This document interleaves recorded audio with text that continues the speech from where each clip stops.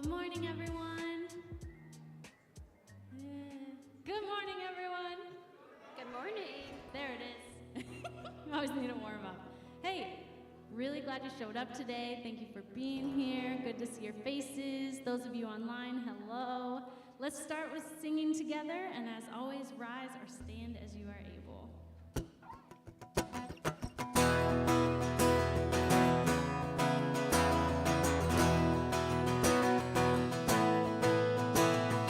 Church of God united to serve one common Lord, proclaim to all one message with hearts in glad accord. Christ ever goes before us, we follow day by day with strong and eager footsteps along the upward way.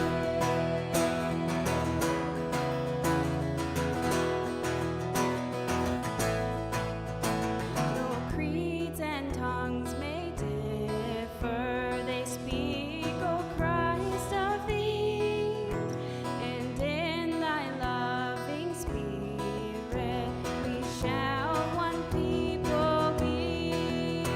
Lord, may our faithful service and singleness of aim proclaim to all the power of thy redeeming name.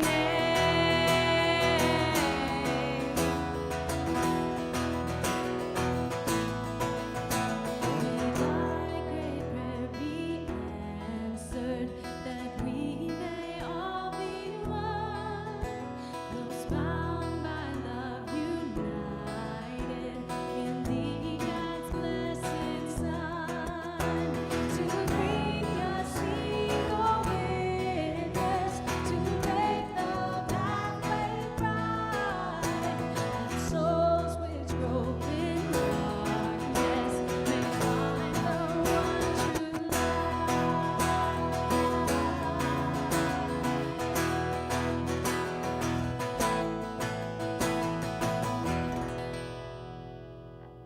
Amen. Y'all can have a seat.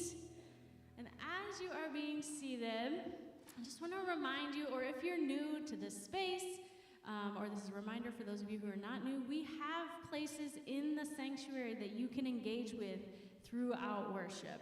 The couple that I'm going to tell you about here are right here over in the front. This is new. We have a prayer wall now. So if you didn't know this yet, you can, at any point during the service, come up here. There's things you can write down your prayers. There's candles you can light, which I am just now realizing I forgot to light some of them. So somebody go light a candle for me. Or if you just need a place to kneel and just a moment to rest there in a prayerful posture, you can do that there. And back here we have our worship wall, which I won't say too much about that, but if you don't know what the worship wall is, it's basically we have different installations back there throughout the year of creative, collaborative projects that relate to our worship series that we're in or the season that we're in. You can go back and engage with that. There's on the wall, there's a description of what that is and what the prompt and the instructions are for that activity. I was told that the markers don't work, but they do. They're paint pens. You have to push down the felt tip. So if you're saying this isn't working, just keep pushing it until the paint comes out. All right, the other thing we would love for you to do is if you grabbed a worship folder, inside there should be a worship insert where you can fill out some info. We'd love for you to tell us who you are and information about yourself. It just allows us to make sure we connect with you. We're growing every week and we don't want to miss anybody. And then on your way out the door today, there's some baskets back there. You can drop those in on your way out.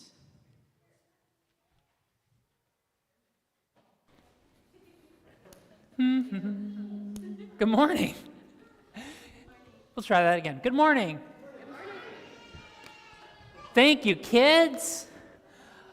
My name's Jeremy. I'm the pastor here of the Grove Cottage Grove, and it is so good to be with you on this brisk but beautiful September morning. We're a brand new church that seeks to grow goodness, and so we hope that every interaction that you have with us, whether you're able to be here in the room with us, whether you're watching online, I know we've got extra people who are needing to be at home or traveling that are watching with us online. If you're interacting with us sometime during the week, we hope that you are experiencing healing, wholeness, and beauty in your life as a part of interacting with this church. Good morning. It's good to be with you this morning. Just a note on our kids. So we have a lot of different options for them in our worship space. We have an amazing spot on the side here with a bunch of different activities that your kids can do during the worship service. We also have coloring pages and crayons in the back of each of the pews that they can utilize. We also have our nursery space that you're able to drop your kids off. This is for children that are 3 and under, so you're able to drop them off there. It is staffed, and you need to leave your kids there. If you would rather stay with your kids during the service, you're also able to stay with them in there. We have a streaming service in there, so you're not missing the service if you would like to stay with them and watch from inside of there. We also have Grove Kids, which is our programming here. Children, that is for ages 4 through 5th grade, and they will be dismissed during the service, go out, do activities with curriculum, and then they will be coming on back in here during the last song to join you during the rest of the service. As you came in this morning, you should have received one of these. If you didn't, we can get you one. It's a worship handout that on the inside, if you open it up, gives you all of the most important information, the stuff that you need to know about the Grove, Cottage Grove, who we are, what we do, how to give, all of that information that Abby just mentioned about kids in worship. Again, inside, there's the worship handout, which we would encourage you to fill out. Then, if you flip it to the back, this is where we have our announcements, which are the 3 most important things for you to know this month that are either happening now or coming up. So the first one is Pop-Up Pumpkin Patch. Again, this is our biggest event of the year, happening on October 15th. Which is coming fast. Our Community Connects team had a meeting this past week to really drive down getting all the details together for this event. We are around 2,700 RSVPs on Facebook. That doesn't mean that 2,700 people are going to be there, but it means that we need to be prepared for a lot of people. And in order to pull that off and do it well, we need volunteers. If you are interested in helping to volunteer with the Pop-Up Pumpkin Patch, show up early and help set stuff up. Show up late and help tear stuff down. We have plenty of people who are willing to help with refreshments. We don't need any more refreshments volunteers. But if you want to help direct traffic, you can do that. If you are an introvert and you want nothing to do with people, we can give you a job where you don't have to interact with anybody else. If you're an extrovert and you want to meet all the people, we will put you in the spots to be able to do that, to give people the best and most welcoming experience of the Grove during that event. Again, you can scan that QR code. You can go to that website, or if you fill out your worship insert, you can check the box on the back that says volunteering opportunities, and we will follow up with you to make sure that we get you connected to one of those opportunities. The second one is our stewardship campaign, which we are in the middle of. If you have previously given to the Grove, Cottage Grove, you will be receiving a letter kind of introducing the overall stewardship campaign. The idea behind it is this. We're a church that grows goodness. We know that if you are a part of this church family, you highly value that, and we want to continue to be able to do that by tapping into our generosity as a congregation. And so we are going to be giving, you will have received that letter. You're going to be getting more information about what the campaign entails, what we are asking you to consider as we go forward, in really what is a spiritual practice of generosity. And we're holding it out there. I announced this last week that we're going to have 2 goals. The goals are going to be these: 20 households making a stewardship commitment, saying in the next year we are committed to giving and we are committed to participating in a Grove group. So 20 households. And then the other one, which is actually listed here in our information about giving, our goal for financial sustainability in this season is $4,000 per month. We've kind of set that out there as we try to move towards financial sustainability and being able to grow goodness in this community for years to come.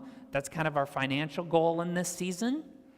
So if we get 20 households that make a stewardship commitment and those numbers add up to $4,000 per month, if we meet those goals in the next 4 weeks, I'm going to be wearing this at the Pop-Up Pumpkin Patch.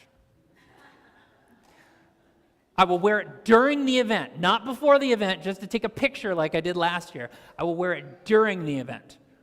Okay? So those are our goals. We're going to update you every single week on how we're doing on those goals, continue to give you the information that you need to be able to step into that stewardship campaign. And then the last thing that you need to know is Grove Groups. These are the number one place for you to learn, grow, and build meaningful relationships. Today's message is going to be all about relationships and how important relationships are and how Grove Groups specifically can help us to do that. We would love for every single person who considers this their church community to sign up for a Grove Group. Those signups are live now. At the end of the month, we've got, 2 more weeks left? At the end of the month, we're going to start assembling those groups so that your first meetings can happen sometime in October. If you are interested in participating in a Grove Group, again, you can scan that QR code, go to that link, or on the back of your worship insert, check Grove Groups, and we will get you connected with what you need to know. Do we have anything else? Oh, I thought of one more thing. Okay. Registration forms. I just thought of it. Chelsea would be upset with me. If it's your child's first time going to Grove Kids today, there are registration forms in the back of the pews, so if you could just fill that out and send it with them to Grove Kids, Chelsea would appreciate that. If it is your first time even this fall, Yes, if your kids have been here before but is their first time this fall, yes. we're going to have you fill it out, and then after that, you will not have to fill it out again. Okay, Thank you. I think we got it. Yes. So now we're going to move into what's known as connection point. Building meaningful relationships, especially as a brand new church where we're all new at this, is incredibly important. And so this is our opportunity to stand up, meet somebody next to you, or reintroduce yourself to somebody next to you that you don't know or don't know very well, and to discuss this question among maybe other things. Today's question, we're approaching Halloween. My kids start planning their Halloween outfits on November 1st for the following year. So Halloween's still a ways off, but maybe you're starting to think about Halloween. What's your favorite Halloween costume that you have ever worn? What's the favorite Halloween costume that you've ever worn? So take a couple minutes, stand up, find somebody near you that you don't know or don't know very well. Introduce yourself and discuss that question. We'll be back in just a couple minutes.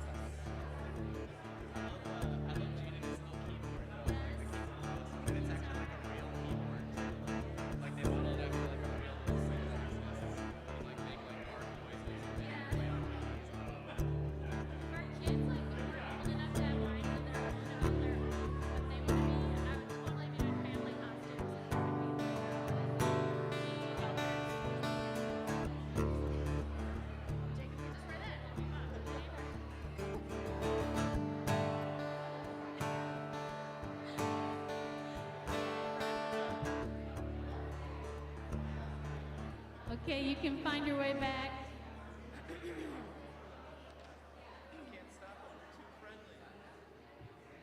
As you're finding your way back, we'll go ahead and sing our song so our kids can go out to Grove Kids.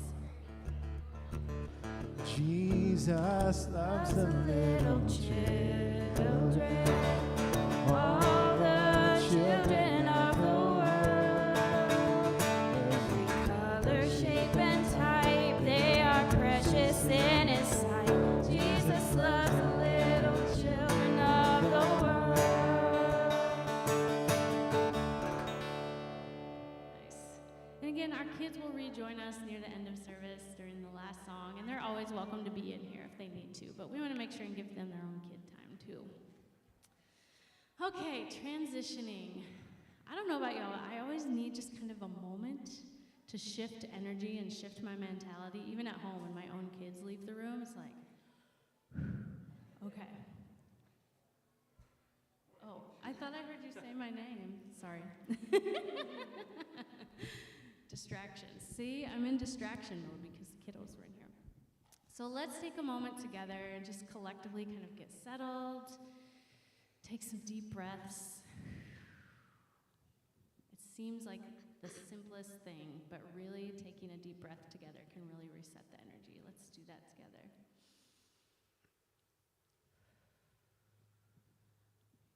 Even a yawn, that's okay too. Well, today our theme is relate. When I think of the word relate, I think about connection. Could be a good connection, could be a bad connection, could be neutral, but we're finding ways to connect with each other. We've already done that. We do that in so many ways during worship. We've already done that on more of a surface level. We've sang together, we've laughed together, we've shared in some fun conversation. And we also want to sink a little bit deeper and connecting more into our spirituality together as well. We'll do that next by listening to a prayer and then singing together. When we sing together, you're welcome to stand or sit or move about the room as we talked about before. But I just want to acknowledge that sometimes it is okay during the songs. Like, I know we're kind of conditioned to stand and be really engaged, and that can be a good thing. And also, if you just need to sit and rest and sing along or just listen to the songs, you can do that too. But you're always invited to participate. Before we sing, Claire is going to read us a prayer by Padraig Otuma. A prayer of shelter and shadow. We know that sometimes we are alone, and sometimes we are in community. Sometimes we are in shadow, and sometimes we are surrounded by shelter. Sometimes we feel like exiles in our land, in our languages, and in our bodies, and sometimes we feel surrounded by welcome. As we seek to be human together, may we share the things that do not fade: generosity, truth-telling, silence, respect, and love. And may the power we share be for the good of all. We honor God, the source of this rich life, and we honor each other, storyful and lovely. Whether in our shadow or in our shelter, may we live well and fully with each other. Amen.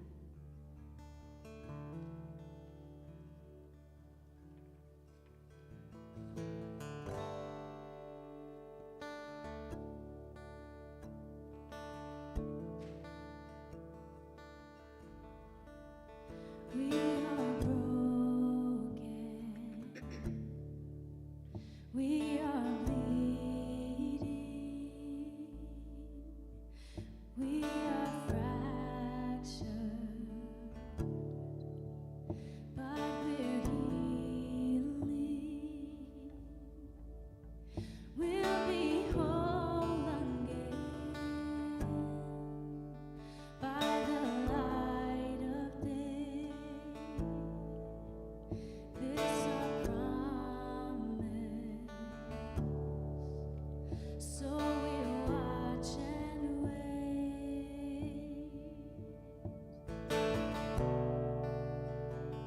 We need to grasp something that's real.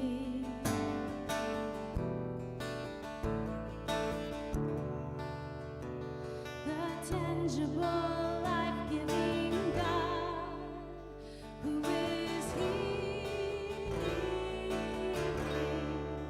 bread to sink our teeth into, and wine to wind us down, water to cleanse all we've been through, and ashes to keep us on solid ground.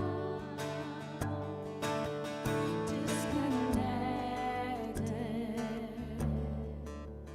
how we fail to find God's own presence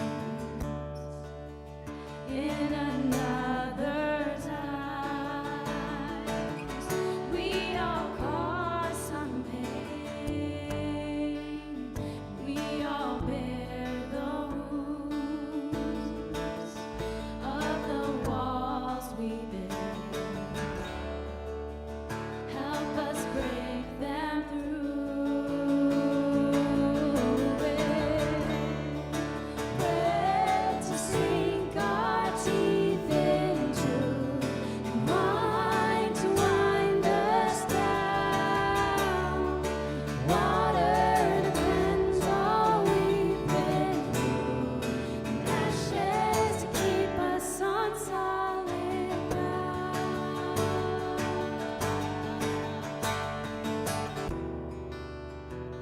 From dust we came, and to dust we will return. This flesh and bone be grounded and conquered. From dust we came, and to dust we will return. This flesh and bone be grounded and conquered.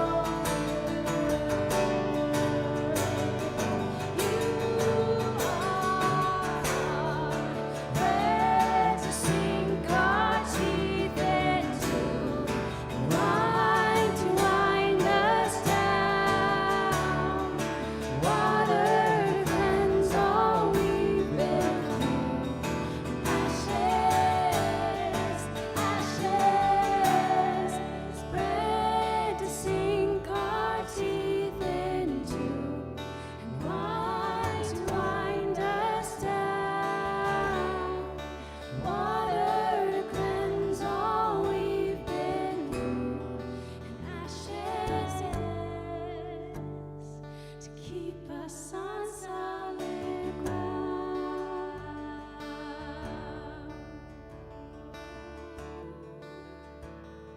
You keep us on solid ground.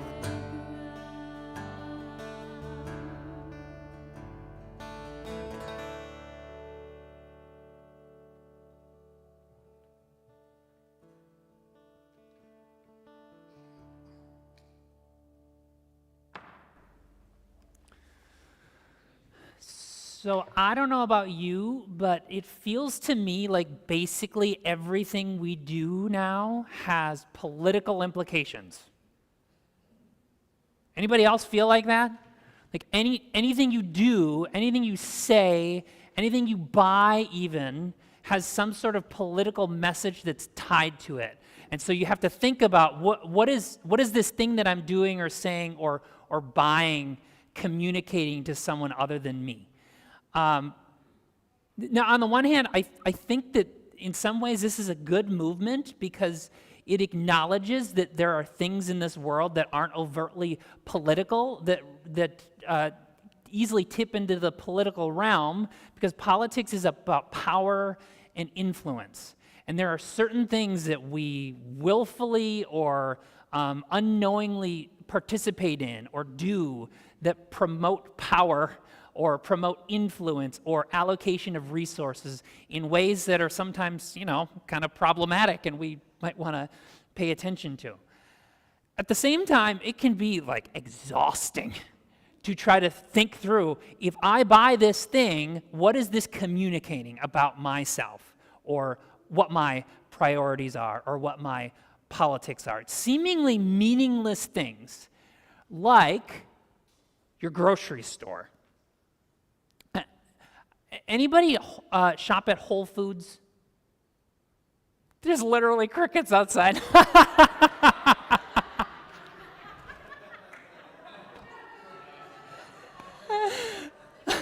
We got 2 people to raise their hands. Okay. That was awesome. Okay, so Whole Foods, right? Whole Foods is a grocery store. One of many different kinds of grocery stores, right? They kind of have their own brand that they fit into, that they have they've taken up this corner, but they're a grocery store, right? I like Whole Foods just fine. It seems like a decent grocery store. The closest Whole Foods to here is about 15 minutes away in Woodbury, which is a little bit further of a drive than some of the places that are like literally on the next block, and so I'm less likely to go to Whole Foods even if I like it there. There's also like the expense that I keep in mind. Some of the same exact same items, if I go to Target or Aldi or even Cub, are going to be a lot cheaper than if I go to Whole Foods. So like that's a consideration too. Also in 2017, Whole Foods was bought by Amazon, which if you're a person like me and you think about, again, some of those ethical implications and like the motives that companies have behind them, the profit motives, that might make you a little bit uncomfortable and might change your ideas of where you want to shop and when you want to shop there. And then also, I'm a vegetarian, and that means that I have different kind of food needs than a lot of people. And so one of the things that Whole Foods has often is some good, unique, plant-based food options that I might not be able to find somewhere else. So even with all those other caveats why I might not go there, it might be worth a 15-minute drive to go there, spend a little bit more because of some of the ethical implications of this stuff that I'm buying. So Whole Foods, it's like another grocery store, right? Actually, Whole Foods is also a political harbinger. This political scientist or political reporter named Dave Wasserman, about 10 years ago, started looking at the data coming in off of elections and trying to figure out what are some of the demographics and the psychographics that influence or inform how people vote. And what he started realizing was that your proximity to Whole Foods, a Whole Foods restaurant, is really good at predicting how your county will vote. So in 2018, this is the midterm election of 2018, 4 years ago, he put together these numbers after the election and found out that 78% of the counties that have a Whole Foods in them voted Democratic. 78%. So if you lived in a county with a Whole Foods, it was highly likely that you were voting for someone in Congress who was a Democrat. Now, this is just like, midterm elections can be weird. We've got another one coming up this year. This is just like a fluke, right? Well, then the 2020 election happens, and he digs into the exact same data, and this is what he found in 2020. Joe Biden won the presidency winning 85% of the counties with a Whole Foods and 32% of the counties with a Cracker Barrel. So like the contrast is Whole Foods and Cracker Barrel, and what shopping or eating at one of those places might say about your politics, which is wild. So he breaks it down even more. And what this means is that if you live in a county with a Whole Foods and no Cracker Barrel, there's 95% chance that your county voted Democrat. If you have a Whole Foods and a Cracker Barrel, it's still 77% chance. If, however, your county has just a Cracker Barrel, the odds drop to 18, and if neither, 12. This is wild, right? These are just like a restaurant and a grocery store. And yet they are highly predictive of how we vote about some of the most important things in our country and our world. It's wild, right? Now, it's like, what is this? Why is this happening? And what on earth does this have to do with church? Why are we talking about Whole Foods and Cracker Barrel in church? This isn't a Southern Baptist church down in Tennessee or something talking about Cracker Barrel. The closest, I think there's one Cracker Barrel in the Twin Cities. We don't have one in Washington County, which informs you how it probably voted. But why on earth are we talking about this grocery store and restaurants and why are we talking about it in church? It's because this is not just a conversation about politics. It's not just about politics and how we vote. It's about polarization and our drive against and away from one another, our refusal even at times to relate with one another. You can think of polarization being like the two opposite poles of a magnet that have like these electromagnetic forces that are invisible to us but are definitely there, that are driving us apart. Ezra Klein, in his book, he released in 2020, I believe, simply called Why We're Polarized, phrases it like this. Every dimension of our lives, ideology, religiosity, geography, and so on, carries a psychological signal, and those psychological signals strengthen as they align. What's been happening to American life is we're taking the magnets and we're stacking them on top of one another.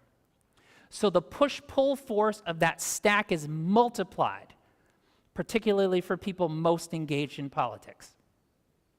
In theory, there's nothing about organic apples or all-day waffles that should predict our politics, but our affinities and preferences layer atop each other in complex ways. If you go back to my definition about what Whole Foods is and what my relationship is, it shows you some of those layers, right? Whole Foods is we have a Whole Foods in our county.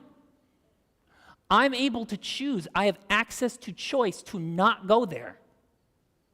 I choose that based on economics and ethics. I am myself vegetarian. I use the phrase plant-based.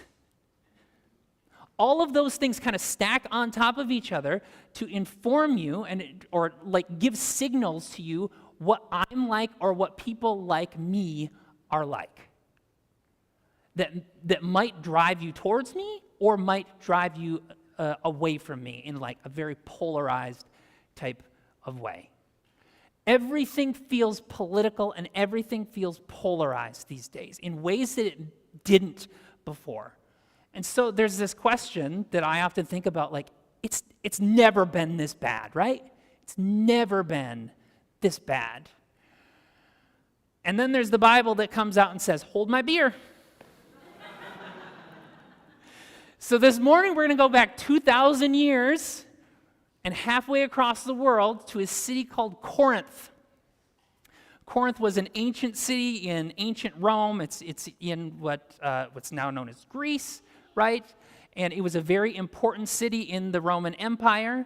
And it was one of the first places that the Apostle Paul, one of Jesus' earliest followers who went on these missionary journeys and planted all these churches, he stopped on one of these missionary journeys in Corinth, started a church there, set up local leadership, convinced enough people of this way of Jesus that he could put it into other people's hands and then go about planting other churches, convinced that things were going to work well on the other side without him directly there. Well, things went a little bit differently than that because he wasn't planting in a vacuum. It wasn't like he was bringing in these bags of gardening soil where he knew exactly what was in them and he could transport them and set them there. There was already a soil that was present there with nutrients that were already at work there, cultural nutrients. And one of the cultural nutrients in Corinth was that they loved wisdom, absolutely loved wisdom. What they loved even more than wisdom were people who were wise.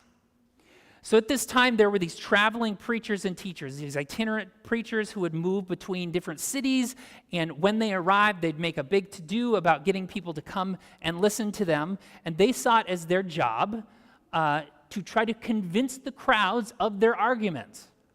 The Corinthians loved this stuff. It was like a sport for them. They would show up en masse to listen to these preachers and teachers. And it was like a sport. You could pretty quickly see sides aligning. Like there'd be this one preacher and teacher who would say this thing or say it in a certain way that they really liked, and they attached themselves to that teacher. Or there's another one who may have said some of the same things but said it in a slightly different way, and they liked them even better.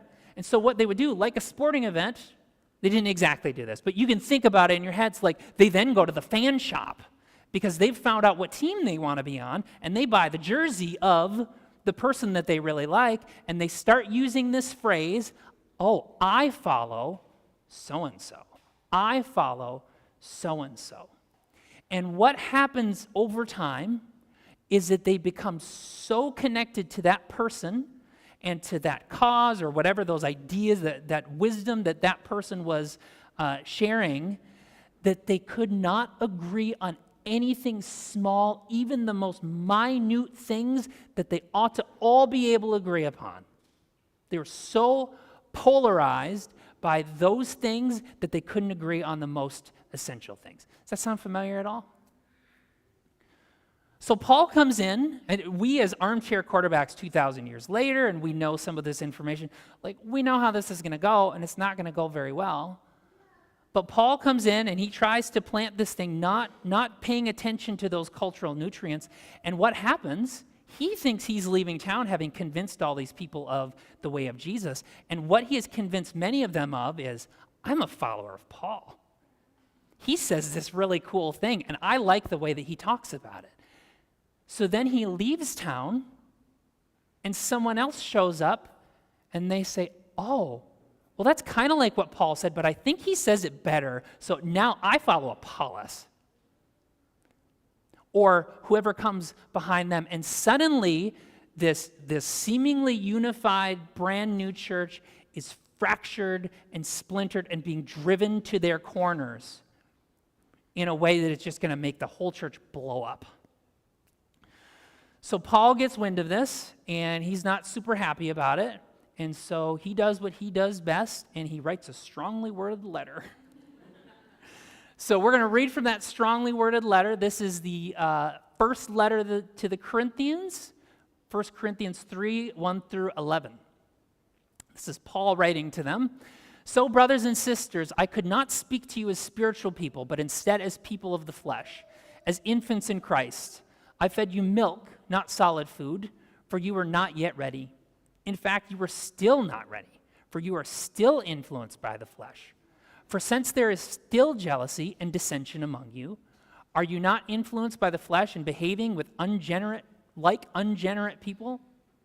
Unregenerate people, excuse me. For whenever someone says, I am with Paul, or I am with Apollos, are you not merely human? What is Apollos really? Or what is Paul? Servants through whom you came to believe, and each of us in the ministry the Lord gave us. I planted, Apollos watered, but God caused it to grow. So neither the one who plants or counts, neither the one who plants counts for anything, nor the one who waters, but God who causes the growth. The one who plants and the one who waters work as one, but each will receive his reward according to his work. We are co-workers belonging to God. You are God's field, God's building. According to the grace of God given to me, like a skilled master builder, I laid a foundation, but someone else builds on it, and each one must be careful how he builds, for no one can lay any foundation other than what is being laid, which is Jesus Christ. Now, there are scholars who have looked at this passage and looked at the letter to the Corinthians as a whole and tried to figure out what's leading to the divisions among these people. And so there's questions about, like, is it their theology or practice, that their beliefs about God and the things that they do, are these the things that are driving them apart? Maybe. But Paul doesn't really address those here. He doesn't say, this is what you're believing that's wrong. What he's primarily concerned with is that they can't find a way to be around one another and get along with one another. They can't set aside whatever those differences are in order to be in relationship with one another. It's almost like the interactions that I have with my kids almost every single night getting ready for bed. They're in the bathroom, supposed to be brushing their teeth, and some sort of chaos breaks out, and everyone's screaming, and all three of them come out and want to explain to me what the other ones did. This happened this morning too, right before I came here. And my response is, I don't actually care what you're fighting about. Just figure out how to get along. Paul is not addressing, these are the wrong things that one side is believing over the others. This is the wrong thing that you're doing over the others. He says, you got to figure out how to get along around two shared things. If you just get these two shared things right, then we're going to be on the right track.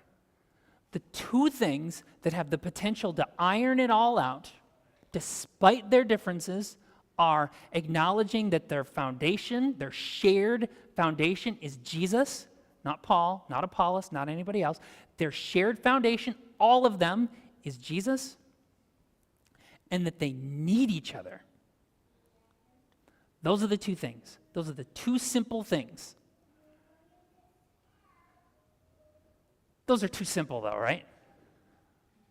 Like, those two things are too simple to be able to iron out everything that was going on in Corinth and everything that's going on in our world, right?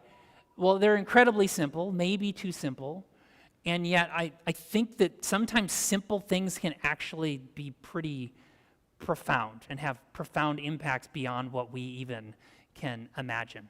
And this lines up actually pretty well with what political scientists, the people who study this stuff in our world, in our country, say that might lead to us being able to navigate some of our polarization. Next week, we're going to talk about shared mission. But now, in order to be able to relate to one another, I want to talk about shared experience. What people who study this stuff in our country, political scientists tell us, is that maybe possibly one of the ways to navigate our polarization is to not focus on the big, not focus on the national, but to focus on the shared experience on the ground, on the local level. So much of what we talk about and care about and get all excited and up in arms and fight about are like national conversations. So maybe one of the ways to navigate our polarization is not to talk about abolishing the two-party system or getting rid of the Senate filibuster, but talking about the pothole. Right out there. You know the pothole? There's not actually a pothole out there, but if you're in a community with a big old pothole, that's something that we have this shared experience of. We all care about. We don't want to drive our car over that. We don't want to run into that. So you focus on the local, on the shared experience that helps us to realize, oh, we're in this together. Maybe we can get along even despite our differences. And like that kind of layers on to us as well. We come from very different spots. You might have very different beliefs, very different practices, and yet if we can focus on our shared experiences, those of us who say, you know what, we want to follow the way of Jesus in this messy, messy world, and that we need to do that alongside other people, even and especially people who disagree with us, that might maybe smooth out some of those rough edges for us to be able to get along, get ahead, and to be able to actually relate with one another. In 2019, as we first moved here to Cottage Grove to begin the work that would eventually become the Grove Cottage Grove, my primary job, the church at that point was me. and my family. So we had to gather people and build momentum, and in order to do that, we had to get a really good read of this community and the types of felt needs that this community had. So my primary job in early 2019 was to meet with individual people and then to do this community survey that was collecting lots of data about what people loved in this community and what they thought would make this to be an even better place to live. The more I did it, the more in focus these three things became. Over and over again, I heard in some variety, people cared about these three things, and then if we could help deliver them as a church, we would see success. Number 2 was good things for kids. Whether they were your kids or just kids in the community, whether they were little kids or your now adult kids, people in this community want good things for their kids. Number 3 was a way to contribute to making this community an even better place to live. There's a unique sense of generosity in this community and wanting to contribute to something bigger than ourselves. But you know what number 1 was? Meaningful relationships. The number 1 thing that people in this community said that they were looking for was meaningful relationships. This is in 2019, before a pandemic hits, before we're socially isolated, before we are separated from one another physically, and then, over the course of the year, politically, over all sorts of ridiculous things that start to layer on top of each other and start to drive us towards the poles. Meaningful relationships. We need one another. We recognize that need for one another. And that's why we are doing this stewardship campaign, and that's why we're talking increasingly about these grove groups where you get together with a small group of people, even just once a month, and the primary purpose is to build relationships where you can care for and serve alongside other people. It doesn't mean they're perfect. Doesn't mean they're going to solve everything, but it's an opportunity to gather with people on a semi-regular basis who are going through some of the same shared experiences, trying to navigate life, trying to figure out how to follow Jesus in this crazy world. This does not mean that we ignore our differences. It does not mean that we have to come to consensus on everything. It does not mean we all have to become moderates on everything so that we can agree somewhere in the middle. Jesus' earliest followers did not get everything right. They did not agree on everything. They did not agree on many things. They did not agree on most things.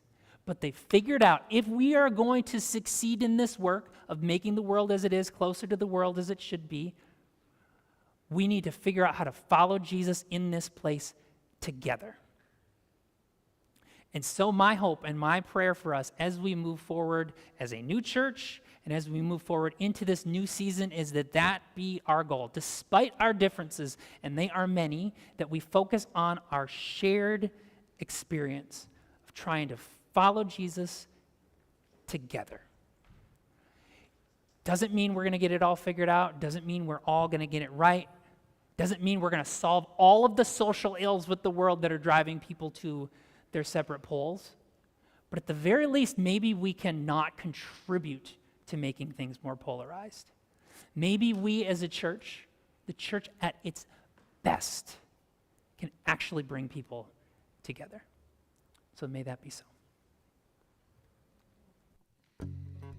Y'all can rise or stand one more time. We'll finish with a song. This is one we just learned last week. So if you know it, sing out. And even if you don't know it, sing out. It's okay to be a little bit messy as we're learning together.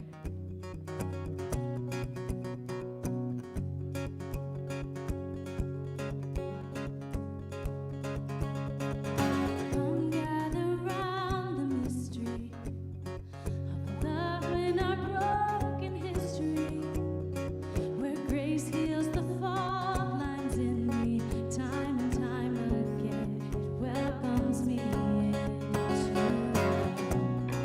our